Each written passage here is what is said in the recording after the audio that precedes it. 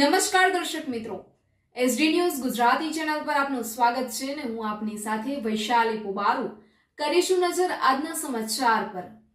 અરવલ્લીથી Aravalli one વિભાગ દ્વારા bike rally અને વૃક્ષારોપણ કાર્યક્રમનું આયોજન કરવામાં આવ્યું।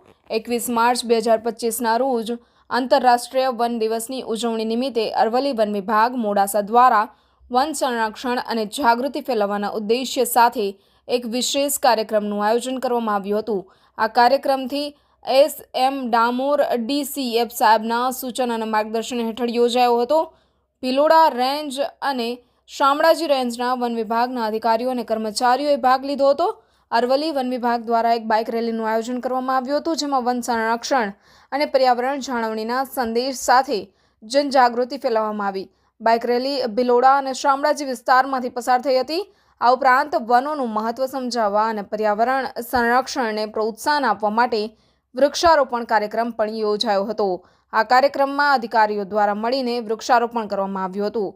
આ કાર્યક્રમ દ્વારા અરવલ્લી વન વિભાગને સમાજના તમામ વર્ગોને વન સંરક્ષણ અને વૃક્ષારોપણમાં સહભાગી થવા માટે અપીલ કરી છે।